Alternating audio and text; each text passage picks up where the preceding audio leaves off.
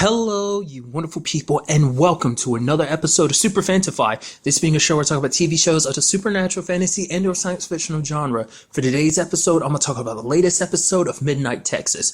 So, this episode was about Lemuel crossing paths with a group of vampires that found their way to Midnight Texas, led by a guy, Zachariah, someone that Lemuel knew from his past. Zachariah, played by, I do not know the actor's name, but he's popped up in many things, but I think the thing I know him from best is Matthias from Longmire. So that was pretty cool.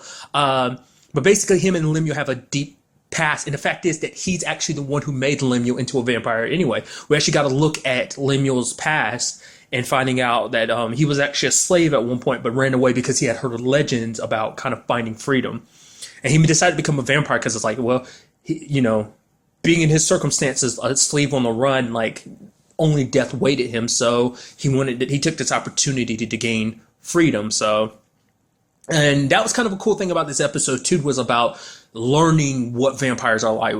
Literally brought this up when I was talking about Preacher. Like, everything has its own interpretations of what vampires are weak against, and just every property about them. At first I was thinking, like, okay, Lemuel's whole thing, the blue eyes and just what he can do, sucking away energy, I thought that was something like all vampires can do. But it's like, no, he's in a way a freak amongst vampires because he's a weird exception. Interestingly enough, Zelda actually made him that way, so that's how he knew Zelda immediately, because she's the one that helped set him on the path. Because Lemuel kind of got tired of the whole like killing and everything. Like, his main reason for it was obviously freedom, and he ended up getting revenge on his slave owners because they also killed one of his close friends, Abraham, who he had asked to run away from him but didn't. And it just, him and Zachariah went around obviously making other vampires. I mean, granted, we don't know if Lemuel ever made other vampires, because it's actually Zach who made the female vampire that's with them, Pia. Like, Zach made her, so it's like we don't know if Lemuel ever made anyone or not.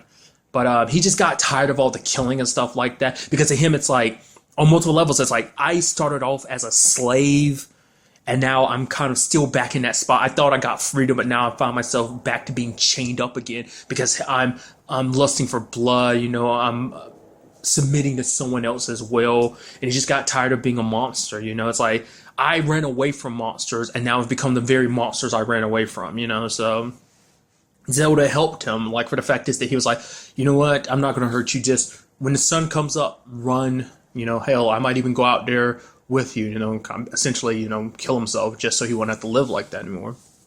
But she made him the way he is. So he is the only vampire that's like that. Because I was curious about it, because obviously, like, if you've ever seen a series Teen Wolf, blue-eyed werewolves have a specific meaning. And I guess it still applies in this, in a specific meaning of, like, it's a magical spell. So that was kind of interesting, learning that about Lemuel. I mean, just about his past in general, but kind of just showing you the difference between him and other vampires. In fact, vampires are, obviously, like, he's the only vampire in Midnight because no other vampire, like, he scared the rest of them off because he showed them what he could do. Because his energy is one of the few things that could kill a vampire. Like, the whole garlic and them not being able to enter places doesn't, without permission, those are lies. You're fine either way. The only things that can kill them is sunlight as well as a stake through the heart. It was actually kind of pretty impressive when Manfred ended up stabbing that dude with a pencil. He's like, really? A pencil? You have to go to the heart. You're going to have to do a lot better than that. He jumped up on the counter and, like, kicked forward and killed him like that. Also appreciate, like, I guess that's just the same across all mythologies, and when vampires die, they poof into dust like that, so. Because I was curious the entire episode, because it's like Zach and Lemuel had left off, in a situation of bad blood, and it was like, oh yeah, like, what went down I thought was specifically over someone, and technically I guess you could argue it was over Zelda, but it was just a situation of choosing the light, being away from the darkness, because Zach and Pia even admitted themselves, like, Lemuel was like, hey, be like me. She can make all of us like that, so we no longer need to drink blood because he doesn't need to drink blood. And so, because I was wondering about it, it's like, oh, Lemuel doesn't drink blood. It's like, well, what about that biker? It's like, I guess that was just him sinking his teeth into him to kill him. I mean, he can drink blood like other vampires, like, but it's just like his main source of energy is feeding off of energy of people. That's his main source of food. But blood can give him strength too, but it's a situation of him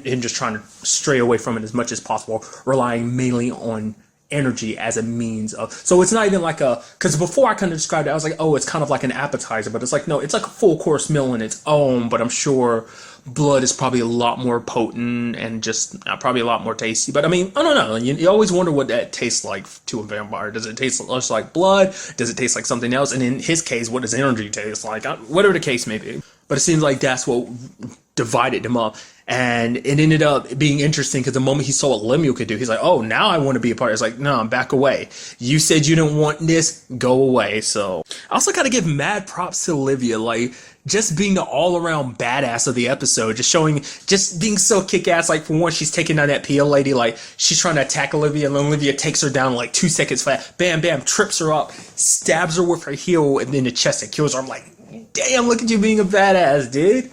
Once again, question of like, how does she get the way she is? Obviously, so whatever her training situation, whatever her secret is with her past and whatever it has to do with her dad, I assume it has to have something to do with that. It makes you wonder, I'm just curious, like there's so many thoughts about it. Maybe her dad is some kind of mobster, or he runs a group of assassins and she got trained like that. Was it her dad that got her trained the way she is, or did she learn from somebody else and decided to run away? Like, was she trained by someone else and then she ran away with all she knows? Like, why is her dad after her and what not? Stuff that, hopefully we'll get answers to soon enough. But a lot of interesting other things that went down in this episode was also the aspect of Manfred and Creek. Creek is obviously like, oh, I don't want my dad to find out about our relationship and stuff like that, which for her, it's not even like a relationship. It's like, we're having fun, right? And just like kind of like let's keep it casual. But you have like Manfred kind of wanting it to be a little bit more. It's like, oh, let's go out on dates and stuff like that. She's like, no, my dad can't find out. We'll keep this a secret. It's like, oh yeah, we do. It's like Manfred's kind of okay with the situation, but you can tell he kind of wants more. He wants it to kind of be a bit of a relationship. I don't know whether Creek is really for that or not. I mean, maybe for her, it's just like, like I said, it's fun. Things are fine the way they are. Let's leave them like that for a while, so. Still don't understand why her dad is so against Manfred. I mean, even more so in this episode because Manfred punched him in the face. It's like, dude, we're dealing with vampires and you telling me to get away from your daughter. We ain't got time for this. Pow. I didn't even love hearing Creek's brother being like, yeah, if dad didn't hate Manfred before, and then you have Creek being like, yeah, I know. And it just sucks. It's like he went through so much to save their lives. He even calls him an idiot later on, and Creek's like, he's saving our lives. And he's just kind of, it's like, you ungrateful. Why are you such an asshole? I don't know. Like, immediately my brain goes like, it has to be like some deep-seated stuff. Like, maybe he just got overprotective because of losing her mom. Maybe there was like some supernatural circumstances. Because I feel like he's not like that towards anyone else. I mean, granted, we don't really see him interacting with anyone else in town. He's only like that because of, towards Manfred. I guess because Manfred's the only person that really showed any intention towards Creek in that manner, because everyone else has just kind of kept to themselves. So I don't know if that plays an angle in it. Like, I feel like it has to have something to do with her mom, but maybe there's a lot more to it. Hey, maybe there's some weird prophecy that was like, hey, your daughter's going to die if she meets said person or something. I mean, I don't know too much in my, like, just the way he's acting. Like, I'm very curious to find out what that whole deal is, because he's even going like, oh, are you sleeping with him? Stay away from him. He'll lead you down the wrong path. And so is he meaning that in a religious sense or what? Like, I'm curious, like, you live in Midnight, you move back to Midnight, but are you okay with the whole supernatural element? Like, you're aware of it now because it's like, oh, there's vampires and everything. It's like not like you're moving out now. So it's like because it seemed like Creek always had an idea about it. She wasn't like 100% sure until like last episode about all the things going down in Midnight. And then even her brother was kind of like, yeah, I know, like, I saw Fiji lifting up a car, so it's like, what's up? It's like, oh, the vampires. Oh, like Uncle Lemuel? And she's like, no one's like Lemuel. So it's like, it's an element of they know, but at the same time, they don't know, I guess. Like, they probably hear rumors. They have, like, hear people say things, but they're not 100% sure themselves. There's a whole element of, like, the Rev kind of bringing all those people into the church and be like, oh, yeah, we're coming together for tonight. It's just, probably definitely not letting anyone know about the whole, like, oh, yeah, like, vampires are on the loose thing. So it's, like, begs the question of, like, it's probably a situation like Midnighters know about the whole situation because everyone came together when Bobo got arrested last episode. So Midnighters know, but it's just a situation of not wanting to scare the town. So because I was still like I said, it's always interesting because I'm trying to gauge like how much people really, really know about what's going on. Because a big thing that kind of got revealed this episode too, along with Lemuel's past, is finding out what Joe is. Joe is in fact an angel, in fact a fallen angel, which I'm curious about what that's all about. Which kind of makes sense with the whole, like, I thought he was just like a birdman or something. I was like, huh. So that explains the whole like 1,000 year thing. It's like, could that whole thing that happened 1,000 years ago with like the veil opening up and kind of good versus evil, is that what led to him falling? Did he lose like his grace or something like that? Also, there's kind of another thing too, like in the first episode when he spread his wings, I thought with the way it looked like his arms turned into the wings, but it's like, no, the wings are separated. It's just like, I guess at that time he had his arms up with his wings, so that's what kind of confused me. But nevertheless, yeah, Joe's an angel, and the only person he's confided that into is the Rev, because he wants the Rev to know what, he brought up last episode at the end of like, oh yeah, evil is coming, the veil is getting smaller and weaker. That's actually what drew Zach and the others there, because he's like, yeah, the fact is life is kind of hard out there for vampires, because it's like, you have to move on, because you can't attract too much attention and stuff like that. But Midnight's one of those places where it's like, it's home for the supernatural. It is a place that they called home once until, Lemuel kicked them out and everything. But he ended up flying and backing up Manfred and shined some light and on the using that sunlight crystal, and ended up shining light and killing all of them. Which obviously that's not all the vampires. I'm sure there's some more.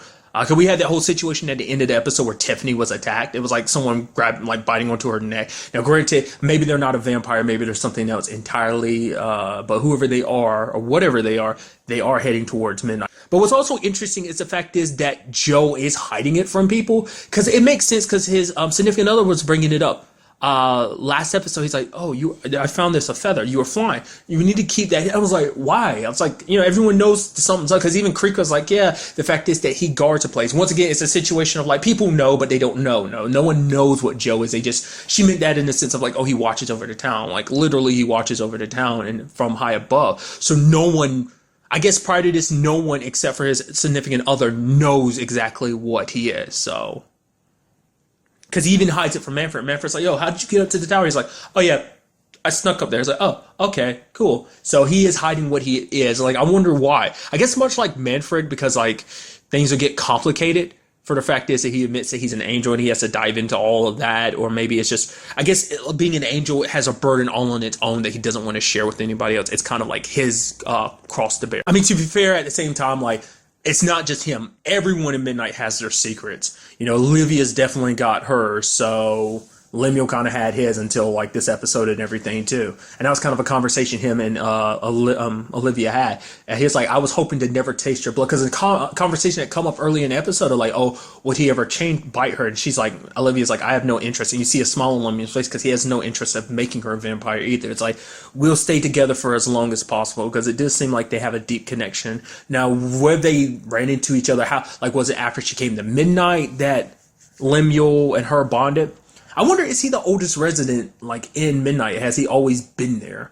Like, even back in the slave days, was that Midnight? I would assume, is that the place they've kind of taken residence up in? Or is that just the last place that they ended? Did Midnight draw them there and they just stay there for a while until Lemuel obviously kicked the others out? I'm just curious about how that whole thing works.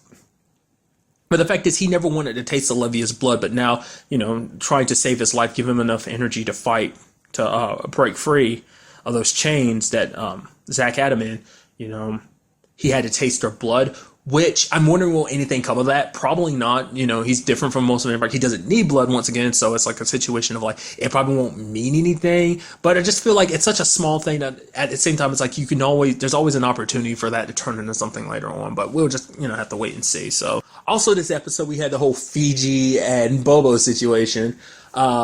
Getting friend zoned hard because she hugged Bobo and it was just kind of this intimate moment a little bit, and you see the look on their faces, and then like later on she's like, yeah, I kind of get emotional and stuff like that, and he's like, it's okay, I'm like that too, and he's like, yeah, you're like my closest friend, and you're like, dagger to the heart.